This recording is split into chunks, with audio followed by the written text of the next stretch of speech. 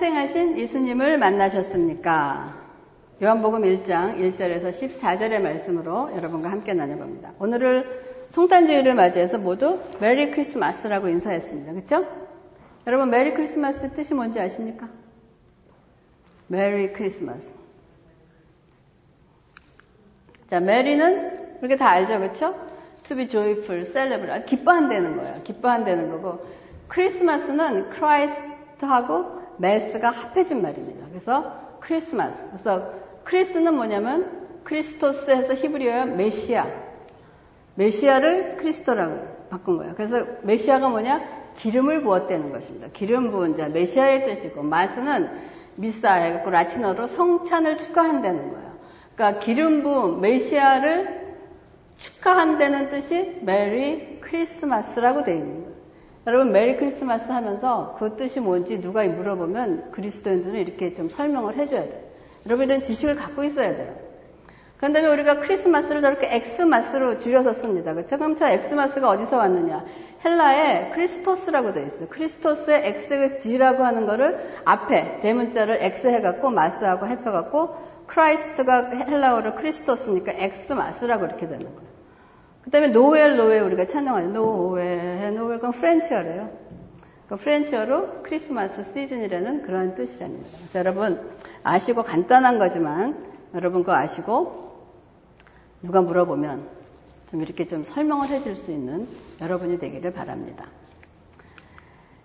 자, 교회들은 이 크리스마스 시즌이 되면 보통 이제 설교 말씀을 드리면 여러분 교회에서 설교 말씀을 때 어떤 주제로 들어 말씀을 크리스마스 그러면 먼저 뭡니까? 동방박사, 또 베이비 지저스, 또 뭐 베들레헴, 마국간에서 나셨다, 또 목동이다, 뭐 여러 가지 그런 주제로 말씀을 듣지 않습니까? 근데 이게 매듭 거듭되는 그 성탄 메시지가 아기 예수 탄생의 소식이 2000년을 넘어오잖아요. 그렇죠? 근데 2000년이 넘어도 이렇게 계속되는 것으로 봐서 이건 참 대단한 주제인 것 같아요. 어떤 한 주제를 가지고 이렇게 오랫동안 다루고 또 다루더라도 그 내용이 다 다릅니다. 그렇죠? 그런 거 보면 참 대단한 주제이긴 주제입니다. 근데 여러분 우리가 왜 예수님 탄생을 기뻐하는 이유가 뭐예요? 여러분 예수님 탄생을 기뻐하시죠? 그렇죠? 왜 기뻐하십니까? 그리고 기뻐하는 사람들은 누구입니까? 누구나 다 기뻐합니까? 세상 사람들이 메리 크리스마스 와서 즐거워하긴 하지만 그 즐거워하는 이유가 진짜로 예수님을 바라는 사람들의 그 즐거움의 내용과 즐거워하는 사람이 다를 것입니다. 여러분들은 왜 예수님의 탄생을 즐거워하고 예수님의 탄생을 기뻐하는 사람들은 누구일까 한번 생각해 보셨습니까? 은지는 왜 크리스마스가 기쁩니까? 정확한 대답이 안 나올 거예요. 왜냐하면 그냥 뭐 놀고 뭐 쇼핑하고 뭐 선물 받고 막 이래서 크리스마스가 즐거웠을 것입니다. 여러분 우리가 찬송이가 이제 출생한 날이 점점 다가오고 있습니다. 그렇죠? 찬송이를 기다리는 사람은 누굽니까? 세상의 모든 사람들이 기다립니까? 그러면 찬송이를 기다리면서 기뻐하는 사람들은 누구일까요? 찬송이에 대해서 듣고 알고 있는 사람들이 찬송이를 기다리면서 아직 만나지는 못했지만은 그를 기뻐하고 있습니다. 그러니까 찬송이를 하루하루 기다림에 설레는 이유는 뭡니까? 찬송이를 기다리는 가장 큰 기쁨은 뭐예요? 만남이잖아요. 그러니까 만날 날을 지금 기대하고 있게 됩니다. 그러니까 아기 예수를 기다리는 사람들은 누구였습니까? 여기서 예수 탄생을 기뻐하는 사람들은 아마 오랫동안 기쁜 소식을 가져올 메시아를 기다렸던 사람일 것입니다. 우리가 예수님의 탄생이 기대되고 기뻐하는 이유는 탄생한 아기 예수와의 만남이 그래서 성탄을 축하하는 여러분에게 제가 질문하겠습니다. 여러분 탄생하신 예수님을 만나셨습니까? 만나보니 어떤 분이셨습니까? 어떤 분은 만나기는 만났는데 아직 누군지 잘 모르겠어요. 탄생 소식은 들었는데 아직 만나보지는 못했어요. 하는 사람도 있을 것입니다. 그래서 아기 예수님이 누구신지를 잘 알려주는 것이 오늘 바로 우리가 읽은 본문 읽은 요한복음 1장에 소개하고 있습니다. 요한복음 1장 1절에 태초에 말씀이 계시니라. 이 말씀이 하나님과 함께 계셨으니 이 말씀은 곧 하나님이시라. 이건 여러분 외우시기 바랍니다. 저렇게 끊어놓은 거는 보세요. 태초에 말씀이 계시니라. 그 다음에 이어지는 게 그 말씀. 이 말씀이 하나님과 함께 계셨고 이렇게 했잖아. 그 다음에 이 말씀은 곧 하나님이시라 라고 되어 있습니다. 이건 여러분 지금 머릿속에다 입력하시기 바랍니다. 여기서 태초라는 말씀에 생각나는 다른 성경 구절이 있다면 여러분 어떤 게 생각나십니까? 태초. 창세기 1장 1절입니다. 그렇죠? 창세기 1장 1절에 태초에 하나님이 천지를 창조하시느니라 라고 되어 있습니다. 이 창세기 1장 1절에 보면은 태초에 하나님이 천지를 창조하셨다. 이 네 가지 단어가 엄청난 뜻을 가지고 있어요. 하나님에 대한 설명을 다 하고 있어요. 이 네 가지 단어만 다 알아도 우리는 하나님에 대해서 알 수 있어요. 태초, 하나님, 천지, 창조입니다. 그렇기 때문에 이 창세기 1장 1절의 말씀은 사람들의 이해나 동의를 구하는 말씀이 아니에요. 하나님이 그냥 온 만물의 시작은 나로부터다 라고 하는 하나님의 선포입니다. 그러므로 창세기 1장 1절이 믿음으로 받아들이는 순간이 하나님에 대한 믿음의 시작이라고 얘기를 하고 있습니다. 여러분, 그러면 이 창세기와 요한복음의 태초라는 같은 단어로 번역이 되어 있는데 창세기의 태초와 요한복음의 태초는 의미가 다릅니다. 창세기의 태초는 어떤 태초냐면 물리적인 시간이 시작이 된 것, 즉 우주 만물이 시작된 그때부터를 태초라고 합니다. 근데 요한복음의 이 태초는 물리적인 시간, 시작인 우주 만물 창조 이전에 그 어떤 존재의 기원을 말하는 것입니다. 그러면 어느 태초가 더 원조입니까? 창세기의 태초, 요한복음의 태초. 요한복음의 태초가 더 우리말 지금으로 얘기하면 원조라는 것입니다. 그러므로 태초에 말씀이 계시니라 라고 하고 이 말씀을 헬라어로 뭐라고 반영을 했냐면 로고스라는 단어를 사용했습니다.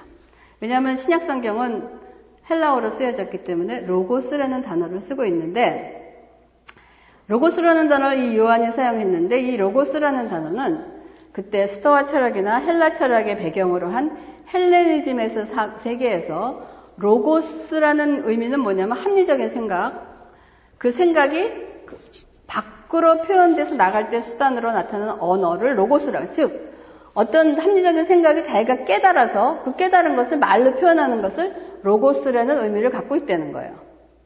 그러니까 인간이 우주의 이치를 이해할 수 있는 것은 로고스가 되는 지식, 즉 그노시스가 있어야 된다는 그런 사상인 거예요. 그래서 이러한 사상의 영향을 받아서 온 것이 바로 뭐냐? 영지주의라는 것입니다. 그런데 요한은 왜 이러한 오해의 소지가 있는 로고스라는 단어를 사용했는가라고 생각합니다. 그래서 어떤 사람들은 지나치게 요한복음을 영지주의의 사상이 있는 거라고 얘기를 하는 사람인데 그것은 올바르게 이해하지 못한 것입니다. 이 로고스라는 단어가 말씀이라는 단어를 로고스로 번역을 한 것입니다. 그러면 말씀이라는 의미를 가진 로고스의 말이 신약시대에만 존재했는가 이거예요. 우리가 구약성경에도 그 말씀이라는 뜻은 히브리 사상에도 있었다는 거예요. 그래서 요한은 구약에서 하나님의 말씀의 의미를 가진 단어를 신약시대에 와서 로고스라는 단어의 형태에 담아서 설명한 것입니다. 구약에서도 하나님께서는 말씀으로 세상을 창조하셨다라고 얘기하고 있잖아요. 그리고 하나님은 구원을 언약과 말씀으로 계획하시고 언약으로서 하나님의 말씀을 이루셨습니다. 그렇기 때문에 구약에서도 말씀이라는 것이 존재하고 있었다는 거예요. 그러므로 태초에 말씀이 계시니라. 이 말씀이 하나님과 함께 계셨으니 이 말씀은 곧 하나님이시라 라고 되어 있는데 그럼 이 말씀을 상징하는 것이 누구입니까? 요한복음에서 요한은 지금 태초에 말씀이 계시니라 그럴 때 그 말씀은 지금 누구를 뜻하고 있는 것일까? 요한은 예수를 얘기하고 있습니다. 예수 그리스도를 얘기하고 있는 거예요. 그래서 예수 그리스도는 이렇게 보면 태초에 말씀이 계시니라 라고 얘기한다 그러면은 예수 그리스도는 창세기 1장 1절에 천지 창조 때부터가 아니라 그때 계셨던 것이 아니라 그 이전의 신적 기원부터 계셨던 분이라는 것을 우리가 알 수 있습니다. 그러므로 태초에 말씀이 창조되었다, 만들어졌다라고 하지 않고 말씀이 하나님과 함께 계신다라고 얘기하고 있는 것이에요. 그렇기 때문에 시간을 초월한 그 이전부터 계속 계신 분이 누구냐? 예수 그리스도라는 것입니다. 그래서 이 말씀은 곧 하나님이시니라라고 얘기를 하고 있단 말이에요.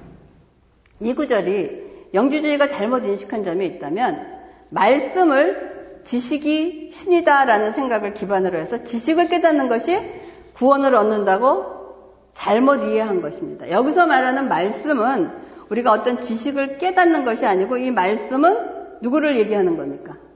성자 예수님을 얘기하는 거야.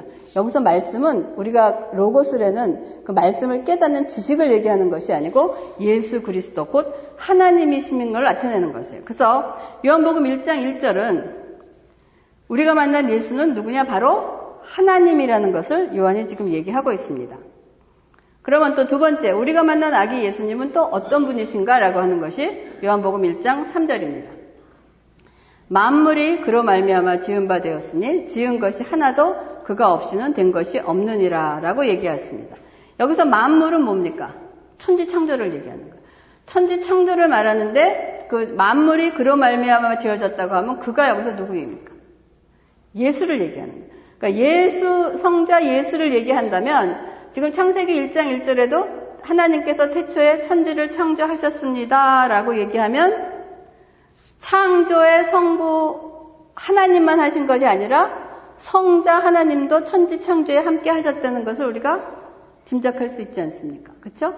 우리가 얘기하면 천지 창조는 삼위일체신 성부 하나님, 성자 하나님, 성령 하나님이 함께 하신 것을 우리가 알 수 있다는 것입니다.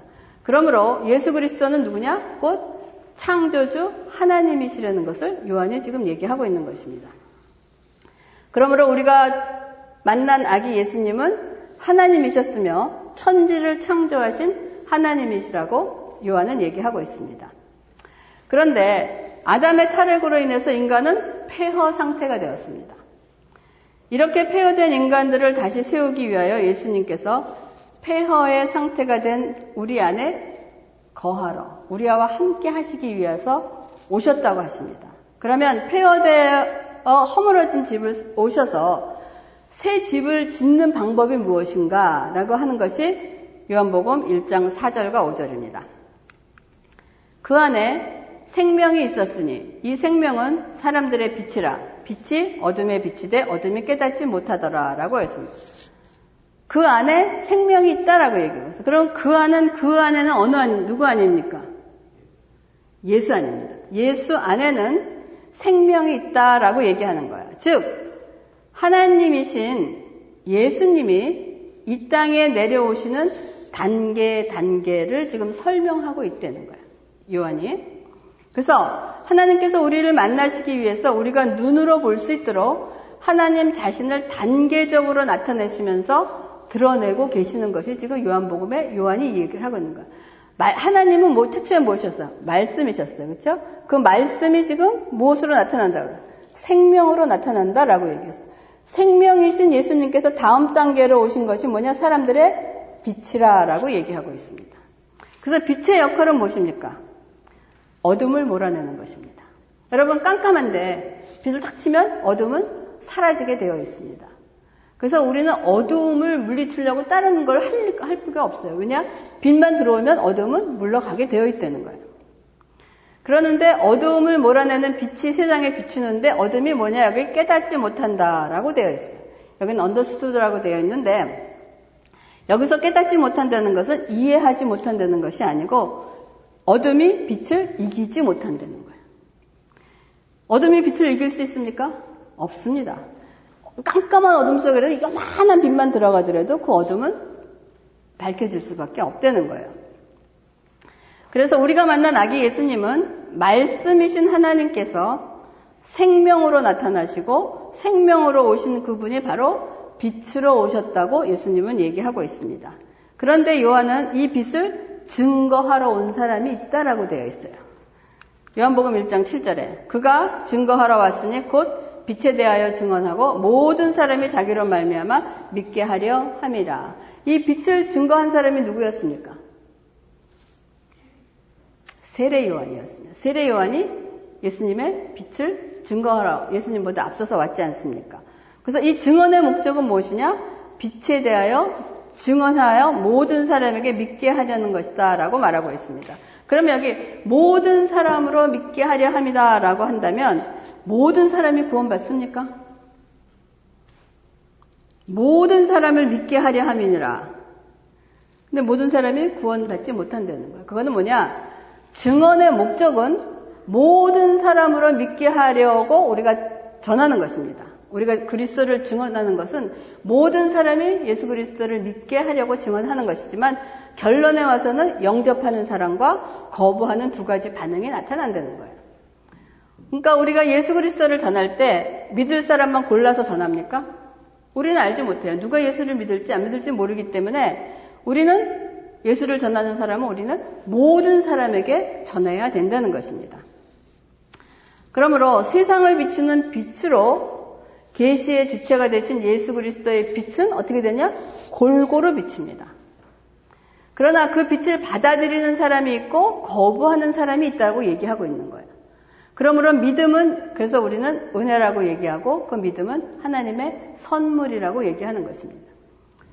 믿음의 은혜로 구원이라는 선물이 우리에게 주어진 것입니다. 그러나 요한복음 1장 11절에 자기 땅에 오매 자기 백성에 영접하지 아니하였으니 라고 얘기합니다. 자, 골고루 비치는 빛으로 오셨는데 영접하지 자기 땅에 자기 백성이 영접하지 못했다라고 얘기합니다. 자, 폐허가 된 인간을 다시 지으려고 오셨는데 자기 땅, 자기 백성, his own people이라고. 이게 누굴 얘기할까요? 유대 백성을 얘기합니다. 이스라엘 백성을 얘기하는 거예요. 유대 백성은 아기 탄생 예수를 알아보지 못했고 그분을 거절했습니다. 그래서 새 집을 지을 수 있는 방법을 말씀하시기를 요한복음 1장 12절에서 13절 영접하는 자, 곧 그 이름을 믿는 자들에게는 하나님의 자녀가 되는 권세를 주셨으니 이는 혈통으로나 육정으로나 사람의 뜻으로 나지 아니하고 오직 하나님께로부터 난 자들이나. 여러분 이것도 여러분 입력이 돼 있어야 돼요. 이거 외우셔야 돼요. 이거는 외우는 것이 아니고 그냥 여러분 입에서 줄줄줄줄 나와야 되는 거예요. 여기서 영접이라는 단어가 영어로는 receive로 되어 있습니다. receive. 근데 좀 더 이거를 receive를 좀 더 풀어서 승계한다면은 함께 받아들이고 즐기고 관계를 맺는 것을 얘기하고 있습니다. 그래서 아기 예수의 탄생을 해서 오신 예수님을 유대 백성들은 영접하지 않았지만 그분을 영접하는 사람 그랬잖아. 영접하는 자 이퀄 그 이름을 믿는 자들에게라는 말을 하고 있습니다. 그래서 영접이라는 단어가 뭘로 연결되고 있습니까? 믿음이라는 단어로 연결되고 있습니다. 그분을 영접하는 자, 곧 그 이름을 믿는 자라고 되어 있죠. 영접과 지금 믿음이 연결이 되어 가고 있다. 이런 사람에게 주어지는 선물이 무엇인가 하면 하나님의 자녀가 되는 권세가 주어진다는 겁니다. 그래서 하나님의 자녀가 되는 권세를 하는 것은 여기서는 파워라고 되어 있기도 하는데 authority라고 되어 있는데 파워, 능력의 의미보다는 뭐냐? 특권입니다. 하나님의 자녀가 되는 프리빌리지입니다. 하나님의 자녀가 되는 특권이라는 거예요. 자녀가 되는 특권인 것입니다. 그런데 이런 자녀가 되는 특권은 어떻게 생기느냐? 혈통, 육적의 사람의 뜻으로 나지 않고 하나님께로부터 난다는 거예요. 즉 위로부터 오신 예수 그리스도를 통하여서만이 하나님의 자녀가 될 수 있으므로 우리가 하나님의 자녀가 될 수 있도록 그 통로가 지어주신 분이 바로 누구냐? 예수 그리스도라고 얘기하고 있는 것입니다. 여러분 지금 이 요한복음 1장 12절과 13절의 말씀도 외우시기 바랍니다. 이게 굉장히 중요한 말씀이에요. 이 구절에 구원이 무엇이라는 것이 확실하게 다 들어있어요. 자, 영접하는 자, 곧 그 이름을 믿는 자, 하나님의 자녀가 되는 권세, 이는 혈통으로나 육적으로나 사람의 뜻으로 나지 않고 하나님의 뜻으로 난 자들이라 라고 해요. 자, 보세요. 영접하는 자, 영접은 뭐니까? 구원은 하나님의 선물입니다. 영접, receive, 받으라는 거예요. 그런 다음에 그 이름을 믿는 자, 그 이름은 누구냐? 예수의 이름을 믿는 자인 겁니다. 구원은 하나님을 믿는 것이 아니고 누구냐? 성자 하나님이신 예수 그리스도를 믿는 믿음을 얘기하고 그리고 그렇게 될 때 하나님의 자녀가 된다는 것이 바로 구원이래요. 구원은 선물이면서 예수 그리스도 이름을 믿는 것이 구원인데 하나님께로부터 난 자들이라는 거예요. 이거는 누구나가 다가 아니고 하나님께로부터 난 자들만이 된다는 것은 하나님의 주권을 얘기합니다. 누구는 구원받고 누구는 구원받지 못하는 것은 이것을 우리가 은혜라고 얘기하고 이거는 우리가 침해할 수 없는 하나님의 주권이라는 거예요. 이것이 구원의 신학이 요한복음 1장 12절과 13절에 다 들어있다는 거예요. 그러니까 이거는 여러분이 외워야 되고 이해해야 되고 누구를 만나든지 전할 수 있어야 되는 구절입니다. 그래서 하나님이신 예수님께서 이 땅에 내려오시는 단계가 지금 말씀을 했던 분이 생명으로 했던 분이 빛으로 오셨다가 더 단계를 낮게 나타나는 단계가 있다는 거예요. 그 빛에서 더 낮아지셨어요. 그것이 뭐냐? 요한복음 1장 14절입니다. 말씀이 육신이 되어 우리 가운데 거하시며 우리가 그의 영광을 보니 아버지의 독생자의 영광이요 은혜와 진리가 충만하더라. 이 말씀도 여러분 입에서 저절로 나와야 되는 말씀입니다. 요한복음이 이렇게 1장 14절까지만 하더라도 여러분이 1장 1절부터 14절은 똘똘똘똘 외우고 이해가 돼야 된다는데 드디어 말씀이 육신이 되었다라고 요한은 기록하고 있습니다. 그러니까 말씀이신 분이 생명으로 오시더니 그 생명 안에 빛으로 계신 분이 우리와 함께 하시기 위해서 말씀, 생명, 빛의 단계에 더 내려오셔갖고 뭐냐? 말씀이 육신이 됐다라고요. 말씀, the word, 이거를 로고스라고. 로고스 became flesh. flesh는 뭐냐? 그리고로는 사르크라고 되어 있어요. 근데 육신이 됐다라고 하는 것이 저 높으신 하나님의 말씀이신 하나님의 가장 늦게 내려오신 최종 종착지가 육신으로 내려오셨다는 거예요. 그래서 말씀이 육신이 되신 것을 우리가 뭐라 그러느냐? 성육신이라고 얘기합니다. 그렇죠? 성육신, 인카네이션이라고 얘기합니다. 근데 이 성육신은 여러분 인간의 이해와 언어로는 설명이 불가능합니다. 성령의 잉태라고 얘기하지만 우리가 어떻게 하나님이 인간의 모습으로 오셨을까는 우리는 믿음으로 믿어지는 것이지 우리가 그거를 우리의 머리에 이해나 설명할 수 있는 것은 아니라고 봅니다. 그래서 육신, flesh, 사르크 이 단어의 선택은 참으로 강력합니다. 그냥 말씀이 인간이 되어 이렇게 하실 수 있는데 육신이 되어라고 얘기한 거 보면 인간과 육신의 단어의 차이를 여러분 생각해 본다면 인간, human being이에요.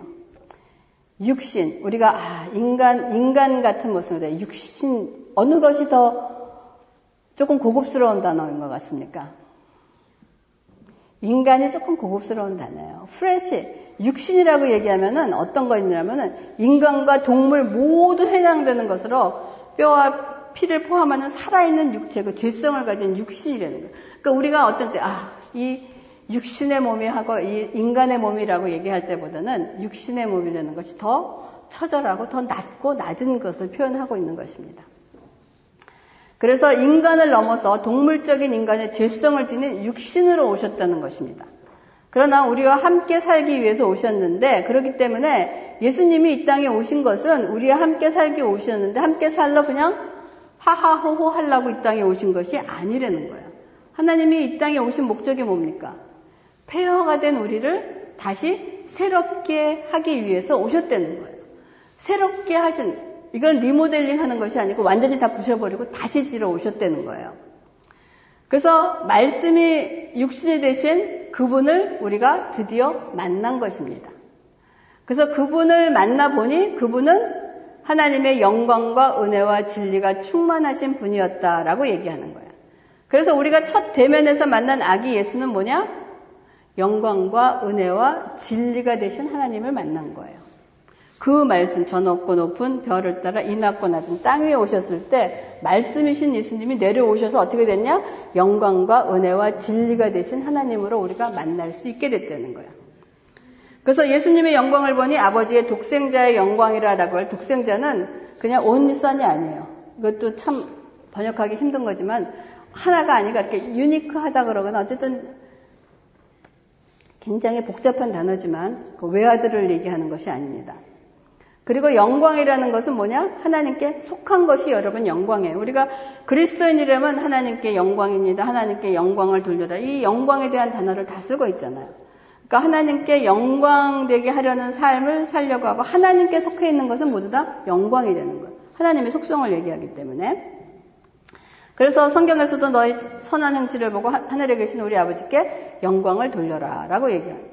그래서 하나님께 속한 일들이고 하나님 뜻에 맞는 일을 하는 것이 하나님께 영광이 되는 거예요. 그래서 우리가 만난 예수님은 은혜와 진리가 되신 분이라는 거예요. 그럼 은혜와 진리라는 것은 무엇이냐 이거예요. 여러분 은혜와 진리되는 예수님을 만나셨습니까? 아멘. 여러분 은혜라는 말도 영광이라는 말만큼 우리 그리스도인들은 입에 달고 삽니다. 그렇죠? 아 은혜 받았습니다. 은혜지요. 또 진리라는 것은 진리도 우리가 입에 달고 삽니다. 진리에 대한 얘기를 많이 하잖아요. 그러니까 진리라는 것이 예수님을 알 수 있는 제일 첫 관문의 수준입니다. 인간의 수준으로는 하나님을 도저히 알 수가 없기 때문에 하나님은 양보하셔갖고 내려오신 최저선이 뭐냐? 영광과 은혜와 진리의 수준이라는 것입니다. 그러니까 아주 기초반보다 더 기초가 어디 있습니까? 뭐 그런 걸 얘기하는 거란 말이야. 요한복음 1장 17절에 보면 율법은 누구로부터 주어졌습니까? 율법은 누구로부터 주어졌습니까? 율법하면 누가 생각납니까? 모세. 율법은 모세로 말미암아 주어졌어요. 십계명을 주어졌기 때문에. 은혜와 진리는 누구로부터 온 것입니까? 예수로부터 온 것입니다. 예수 그리스도로부터 말미암아. 그래서 율법은 하나님께서 모세를 통하여 주신 것이지만 은혜와 진리는 예수를 통해서 주신 것이라는 거예요. 그러면 모세에게 주신 율법은 우리에게 죄를 깨닫게 하는 하나님의 은혜입니다. 율법이 하나님의 은혜예요. 뭐냐? 죄를 깨닫게 하는 은혜라는 거예요. 그래서 신약시대에 와서 예수님에 의해서 그 율법의 성취를 이루게 된 것은 모세의 그 은혜보다 더 큰 은혜라는 거예요. 그래서 은혜 위에 은혜를 더한다라는 말은 구약에서 주신 하나님의 율법도 하나님의 은혜입니다. 왜냐하면 죄인인 것을 깨닫게 하기 위해서. 그것도 은혜인데 그 죄인을 깨닫는 것으로 끝나지 않고 죄인이 용서받고 영원한 하나님의 자녀로 살 수 있는 그 은혜를 베푸신 것이 진리와 생명과 영광이 되신 예수 그리스도이기 때문에 은혜 위에 은혜를 더한다라고 얘기를 하고 있는 거예요. 그래서 여러분 우리가 구원을 받았다는 것은 이러한 은혜와 진리 되신 예수님을 만났다는 것입니다. 여러분도 만나셨습니다. 이런 예수님을 만났다는 것이 여러분에게는 어떤 의미가 있냐 이거예요. 여러분 은혜와 진리 되신 예수님을 만났다는 것은 마치 어떤 상태를 얘기하는 거냐면 여러분이 구약에서 배운 것처럼 홍해를 건넌 사건인 거예요. 홍해를 건넌 사건이 무엇이었습니까? 세상을 상징하는 애국 백성의 세례를 받고 하나님의 백성 즉 구원받은 백성이 되었다는 것이 홍해 사건이 의미하는 것입니다. 이것이 여러분 하나님의 영광과 은혜와 진리입니다. 그러면 여러분 하나님의 영광과 은혜의 진리로만 만족하고 그 수준에만 머물러 있으면 되겠습니까? 여기에 머물러 있다는 것은 매일 홍해를 걷는 수준에 머물러서 홍해를 가르신 하나님만 알고 그냥 홍해를 가는 하나님만 얘기하고는 그때 홍해가 갈라졌어. 근데 하나님은 홍해만 가르칠 수 있는 분이에요? 그 외에 다른 일을 하시지 못하는 분입니까? 이것은 마치 나중에 찬송이가 목사님 내 찬송 그 설교에 다른 거 많이 이용했다고 뭐 내라 그러는 거 아닐까? 찬송이가 앞으로 태어날 것입니다. 그리고 시간이 흐르면 찬송이는 자라날 거예요. 그렇죠? 근데 제가 소년으로, 청년으로, 장년으로 자라나는 찬송이를 만나기만 하면 하는 얘기가 너가 엄마 뱃속에 있었을 때, 너가 태어났을 때, 뭐 100일 됐을 때, 돌되었을 때 맨날 근대한 얘기입니다. 걔가 지금 장년이 되고 살았을 때 그 얘기만 한다 그러면 찬송이가 뭐라 그럴 거야? 짜증날 거야. 그쵸? 아니 도대체 언제적 얘기를 하는 거야 도대체. 내가 지금 너 100일이었을 때 그러면 제가 찬성이와 끊임없는 관계를 잘 맺으면서 살고 있다고 말할 수 있겠습니까? 없다는 거예요. 그렇다면 지금 우리는 예수님과 여러분이 어느 수준에서 만남의 관계를 가지고 살고 있나 생각해 보세요. 예수님을 만나서 맨날 아기 탄생 집이 없어갖고 그냥 마구간에서 나셨다면요. 그냥 구원받은. 지금 우리가 뭐 구원받았는데 뭐 구원은 뭐 어떻게 해야 구원을 받는다. 구원 갖고 구원파 갖고 뭐 이런 쓸데없는 얘기들만 하고 있는 수준이니까 한번 여러분 자신이 한번 생각해 보시라는 거예요. 그래서 요한은 요한복음 1장 18절에 본래 하나님을 본 사람이 없으되 아버지의 품속에 있는 독생하신 하나님이 나타나셨다라고 얘기하고 있어요. 자, 여기서 품속이라는 의미는 아주 친밀한 관계를 의미해요. 그렇죠? 품속. 품속은 아무나 품속에 품습니까? 아기를 품속에 품고 가장 사랑하는 사람을 가까운 사람을 품속에 품지 아무나 품속에 품지 않잖아요. 그렇다면 우리 가운데 거하시기 위하여 오신 예수 그리스도는 우리를 어디까지 데리고 가시는 것이 목적일까요? 하나님의 품속으로 우리를 데려가시는 것이 이 땅에 내려오신 목적인 것입니다. 근데 매일 품속까지 가야 되는데 우리들은 매일 해변가에서 발목만 담그면서 그냥 첨벙첨벙 지금 살고 있다는 거예요. 품속에 가야 되는데 맨날 그냥 해변가에서 발목만 담그고 첨벙거리고 있다는 거예요. 여러분 에스겔의 환상에서도 성전에서부터 흘러내려오는 생수가 처음에는 어디입니까? 발목에서부터 시작되잖아요. 그랬다가 차차 무릎, 허리, 가슴까지 오다가 이거를 나를 넘어서 내가 수용할 수 있는 단계까지 가는 것이 하나님이 이 땅에 내려오신 목적이라는 거예요. 또 하나님께서 만약에 홍해만 건너는 것으로 미션이 완수됐다고 하면 여러분 광야에서 사는 것으로 끝내버리지 왜 광야를 지난 다음에 여리고까지 들어가라고 하나님께서 말씀하셨냐 이거예요. 여러분 성탄절을 맞이하면서 여러분이 만나고 있는 예수님의 위치를 다시 한번 기억하시기 바랍니다. 나는 어느 수준에 있는 예수님을 만나고 있는 것인가. 말씀이 육신이 되신 예수님을 만났으면 육신에 거했던 우리들은 어디를 향해서 올라가야 되는 것인가. 아버지 품속으로 올라가야 된다는 거예요. 아버지 품속인 말씀을 향하여 올라가야 된다. 말씀을 향하여 올라가기 위해서는 여러분 홍해를 건넌 다음에 40년의 훈련의 광야 생활을 했습니다. 그리고 가나안 땅으로 들어가서 하나님의 말씀에 순종하는 삶을 살아내야 된다는 것이에요. 그래서 육신이었던 우리가 영광, 은혜와 진리를 만나더니 어디로 인도되어 올라가느냐? 그 다음에 빛으로 올라가는 것입니다. 빛으로 올라가면서 그 다음에 생명으로 올라가는 겁니다. 생명으로 올라가는 말씀이 말씀으로 인도되어서 올라가는 것입니다.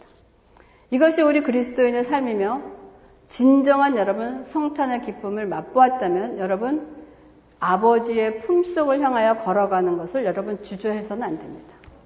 여러분이 탄생된 아기 예수를 만나고 여러분이 만난 예수가 어느 위치에 있는가를 다시 한번 생각해 보시기 바랍니다. 그리고 이제는 여러분이 있는 그 위치에서 일어나시기 바랍니다.